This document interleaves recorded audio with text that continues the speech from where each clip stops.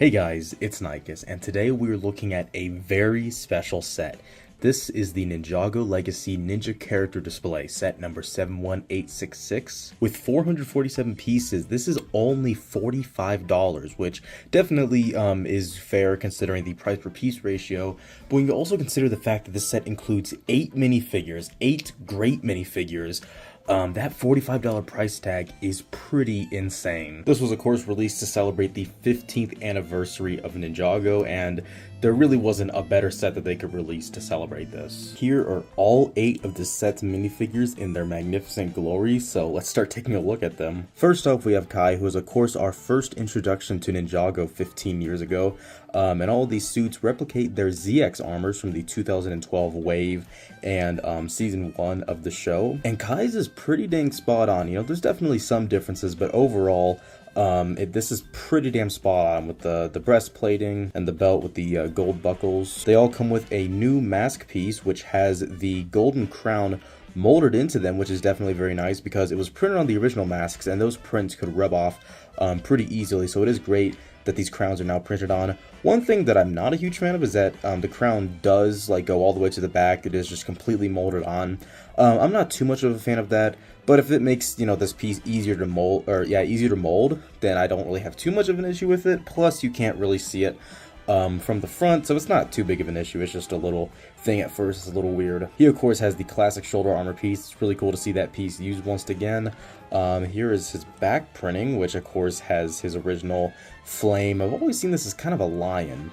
So that's really cool to have this symbol back once again too. Head-wise, he uses the same movie head that we've of course been getting for almost 9 years at this point, which is kind of insane.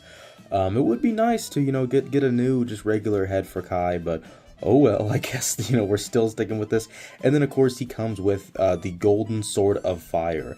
We'll see on the rest of these minifigures that all of their golden weapons have been redesigned in some form, except Kai is still using this original piece from 2011, which goes to show that they just completely knocked it out of the park back then. And even when they tried to make a new one back in 2022, obviously that one didn't stick around because that one was pretty garbage. Next up, we have my favorite ninja, of course, Cole. Once again, this is based on his ZX robe. Now, Cole's is a little different because his ZX armor actually was silver and not gold. So it is a little bit, this isn't focusing right. I think it's a scythe. Yeah, now he's focusing better. Now I think the scythe off. So this is technically a little inaccurate to his ZX armor. However, I still think it looks pretty good because the gold, I mean, it just goes well with the rest of his suit. It doesn't really look off. I didn't really notice at first that his armor was the wrong color, so I don't really mind this one too much. But yeah, his torso printing is once again pretty spot on with the kind of dragon scale armor, which is really cool. Face wise, he still uses his movie face from 2017, of course, on his back. He's got his original elemental symbol, which is really cool. And then lastly, I want to take a look at his scythe, which they have done so many different versions of over the years, and none of them have just been able to like really get it right. They keep on trying, and, you know, to me, this one still doesn't fully get it right. It uses the kind of dragon handle piece along with a shorter bar piece, and then one of these, I don't even know what you call them, and then just a golden tooth piece. And, you know, it's okay, it does the job, but I still think that, like, to this day, that 2011 version is still just the best overall version. But yeah, that's Colt. Is still a really great figure, and I love having a new ZX Cole. Next up, we have Zane, who is also really accurate to his original version. It definitely is a little noticeable that this one is like a little more over-exaggerated in its printing, it feels like. But it still feels pretty dang spot on. Of course, there is his back printing with his original elemental symbol, and his face is very interesting, as instead of giving him his movie face or his default titanium face, they made a new print for his face, which is basically like one-to-one with the show. Just this very subtle, satisfied smile is just so accurate to the show, and it's crazy because back in the day, we never got a face print like this for Zane, so it is really cool to finally see this. And since his face is show accurate, here is what he looks like with his original hair, which, yeah, it just looks so good. And then he also has an alternate face, which simulates his damaged face, primarily from the Great Devourer episode. But yeah, that is also very cool looking with his hair, and of course, it still looks fantastic with his mask as well. And then lastly, of course, his weapons are just the newer shuriken pieces introduced in 2015. It's funny calling 10-year-old pieces, 11-year-old pieces at this point, it's funny calling those new, but you know, to someone like me, they are still new. But yeah, Zane is definitely a very strong contender for the best minifigure in the set. I really love this one. Next up, we have a very controversial one. We have Jay, the last of the original Thor, and this one you can definitely tell he originally did not have that gold, mainly because his iconic silver arm that this armor had. And I really love the printing on the actual armor. I love how there's like little subtle lightning strikes. That looks really good. But unfortunately, like the silver arm just does not go as well with the golden armor. But it still doesn't look, you know, too bad. I mean, it feels fine for, you know, the special occasion of a 15th anniversary set. I love his belt printing too, because you can see little lightning accents on that as well. And there is his back printing with his original elemental symbol. I always loved his because it kind of looks like an octopus just with the multiple legs. I love it. And his face print, I'm not sure if it's new or old, but it is different from his typical movie face. As you can see, he has a very over exaggerated angry face, and then he also has a very over exaggerated happy face. And I wish they would have did that with all the ninja in this set. It would have been really cool to get unique face prints for all of them. But it is really cool that Jay does have it. I love how this one, he just looks kind of surprised. It's kind of fun. And lastly, we have his elemental weapon, which has definitely been a pretty good upgrade. His has of course changed a lot over the 15 years that the show has been around. It uses the golden dragon hilt, which of course the legacy version used. However, it also now uses this smaller chain piece, which definitely does look best for his nunchuck. It would have been really cool if they made this piece in trans blue to kind of simulate the lightning, but this still is like a really great upgrade to his nunchucks, and this is definitely like the best version we've had so far. And if you angle his hands right, you can actually get him to hold on, yeah, to both hilts, and it looks really, really good. Next up, we of course have the legendary Green Ninja, and this is a really great one as well. Really great simulation of his ZX suits, and he of course didn't have golden armor either.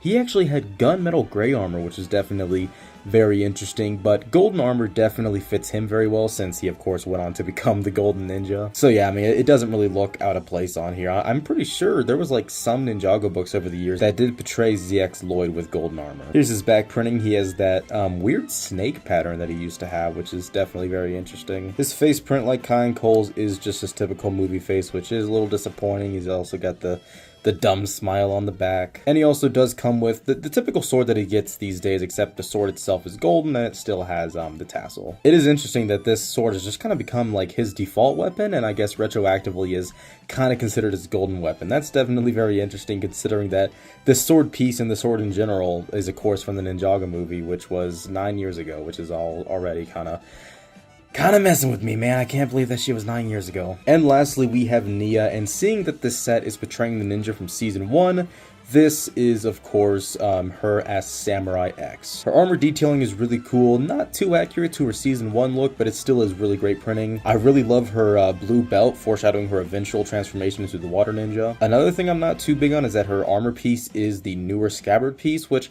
I don't really think looks that great on Samurai X. I think she could have gotten away with like one of the regular kind of golden armor pieces. I think that would have looked pretty good on her, but I'm just not too huge of a fan of how the golden scabbard looks on her. Her weapons are just 2 black katanas, which are definitely interesting. She's still got the mouth guard she's had since 2012. And her face is, of course, the movie face that we have been getting since 2017 with the very happy expression on the back. Oh, and of course, there is her back printing with her original symbol as well. Very nice looking too. Traffic's having a field day with this video. Oh my god. Next up, we have Sensei Wu in his white robe. This is of course very iconic because this is the outfit that he wore up until season 5, so he wore this for quite a while. So it is really cool to have a modern version of that. His staff piece is finally an accurate color. We got an inaccurate staff piece for years.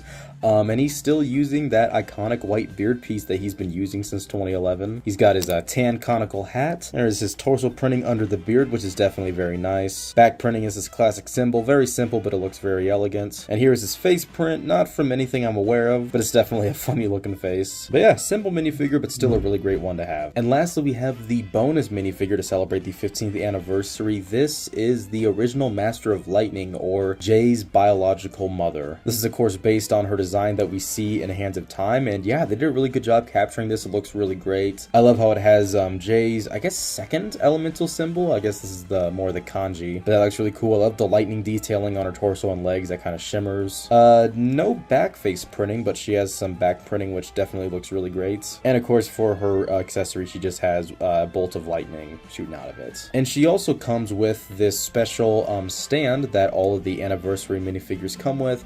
Of course, there is a spot for her to stand on it, and then there are also 2 Technic pegs on the side, and then also on the other side 2 Technic holes, which can be used to stick this to the main build of the set, which we can now look at now that I've gone through all 8 of these minifigures. Alright, and here is the build itself, and it is of course a recreation of the very front of the monastery, and it looks really, really great. The base has this really nice kind of gold detailing in front of like some black pieces. You got a stairway leading up to the actual monastery doors, a little, I don't really know what to call this, but kind of a, I don't know, some kind of statue thing. There's a nice cherry blossom tree over here. You've got really great uses of these curved pieces here, which do a really good job recreating the walls of the monastery. The doors also do a good job resembling the monastery doors. However, whenever they are closed, they do leave a bit of a gap, which is a little, like, not great looking. But usually when you display this, you know, you're going to have the doors open, so it's not really going to be too noticeable. It's not really that big of a deal. The roof uses a simple build technique to kind of give it that rigid design. And of course, you have the top of the entrance that just, yeah, it looks pretty good. It looks pretty accurate to the show. On the other side, there isn't really anything going on up top. There's a couple of candles here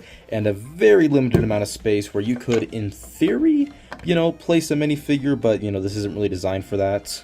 The real treat of the back of the build is the bottom. This is like a mini tea room, I guess. It's not really recreating anywhere in the monastery, but it is a really cool addition to the set. You can place 2 minifigures in here to have them partake in tea time, and then behind them are 2 amazing stickers depicting the iconic battle between brothers, which is a really cool thing to include in this set. And then lastly, on the base, as you can see, there are 2 open Technic holes here, which you can stick the anniversary minifigure in, just like that. And this allows you to add the other anniversary figures from the Old Town and the Blacksmith Shop and Lloyd's Season 11 mech, and then whatever summer sets come with anniversary figures.